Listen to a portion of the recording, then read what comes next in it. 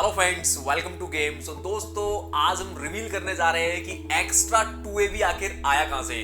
सो दोस्तों, आपको याद होगा मोदी जी की वो क्लिप बहुत ज्यादा वायरल हुई थी जहां पे वो कनाडा में जाके बोल रहे थे कि भारत और कनाडा जब मिलता है तो एक्स्ट्रा 2AB निकलता है। अनडाउटली मोदी जी एक बहुत बड़े देश का प्रतिनिधित्व करते हैं और जब वो कनाडा गए थे तो डेफिनेटली उनका जो एम था वो ये था कि हमारे और कनाडा के बीच में रिश्ते अच्छे बने। इसलिए उन्होंने बोला कि जब भारत और कनाडा मिलता है तो एक्स्ट्रा 2AB निकलता है। That was very good.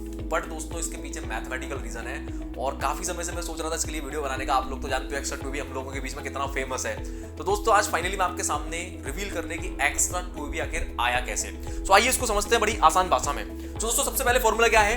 a+b का होल स्क्वायर, ना कि a+b into square into bracket square करें तो वो नहीं है। ये क्या है? ये a+b का होल स्क्वायर। तो a+b का होल स्क्वायर जो हमने पढ़ा है वो क्या है? a² + b² + 2ab। ठीक है, तो यहाँ पे ये 2AB है, यही है एक्स्ट्रा 2AB और इसी के पीछे बहस चल रही है कि आखिर ये एक्स्ट्रा 2AB आया कहां से। तो देखो मेरे बच्चों, it is very easy to understand. तो लेट्स सी केयरफुली। a+b को मैंने c मान लिया, कोई दिक्कत किसी को है ना? a+b को मैंने c मान लिया। अब इधर आओ, a+b का whole square is equal to a² + b² + 2ab। ये हो गया। अब मैंने a+b के ऊपर रख दिया c, तो ये बन गया a+b का स्क्वायर है ना, होल स्क्वायर है तो ये बन गया c²। बाकी इक्वल टू मैंने इसको नहीं लिखा, इसको इजी छोड़ दो। अब पहले समझो c² बना क्या।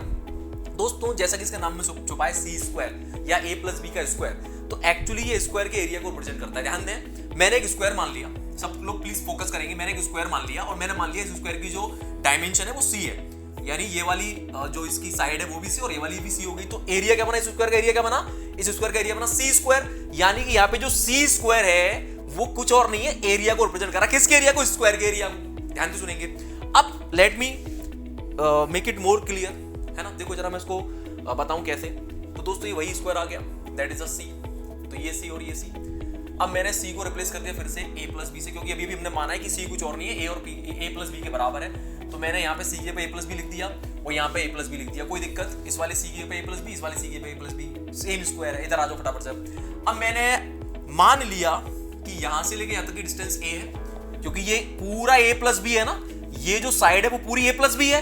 तो मैंने मान लिया कि इतना पार्ट a और इतना पार्ट b है, कोई दिक्कत इसमें। सिमिलरली मैंने मान लिया इतना पार्ट a है, इतना पार्ट b है। भाई मैंने कुछ गलत थोड़ी किया, क्योंकि ये a+b हो गया ना मिला के, सेम ये भी a+b हो गया। तो मैंने मान लिया इतना पार्ट a है, इतना पार्ट b है, सिमिलरली इतना पार्ट a है, इतना पार्ट b है।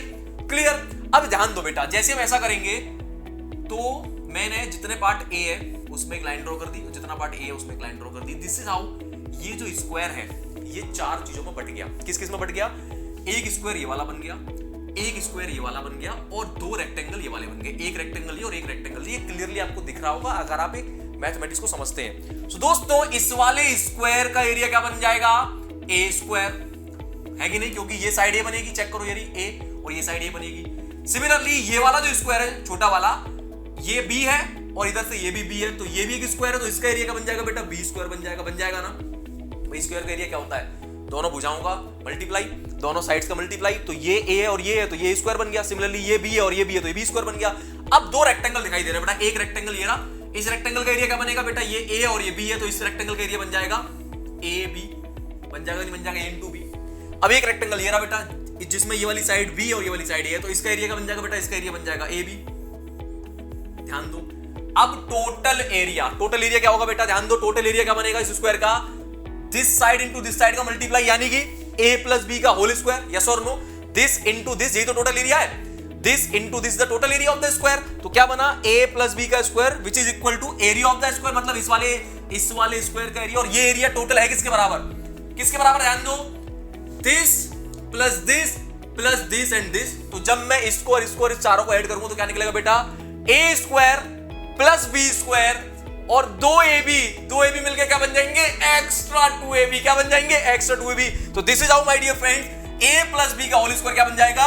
a² ये वाला एरिया, b² ये वाला एरिया, और इन दोनों को जब मिला दोगे तो बन जाएगा 2ab।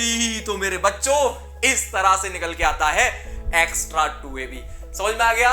वीडियो अगर अच्छा लगा है दोस्तों तो प्लीज लाइक, शेयर और कमेंट जरूर करना, और ये वीडियो हर उस बंदे के पास पहुंच जाए जिसने मुझसे पढ़ाई करी है और जिसने भारत और कनाडा वाले एग्जाम्पल को सुना है।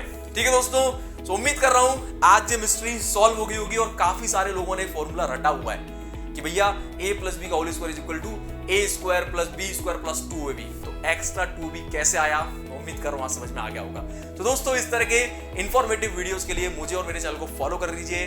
मिलूंगा फिर से कुछ नई चीज के साथ, तब तक के लिए जय हिंद जय Bharat. Thank you so much, bye bye.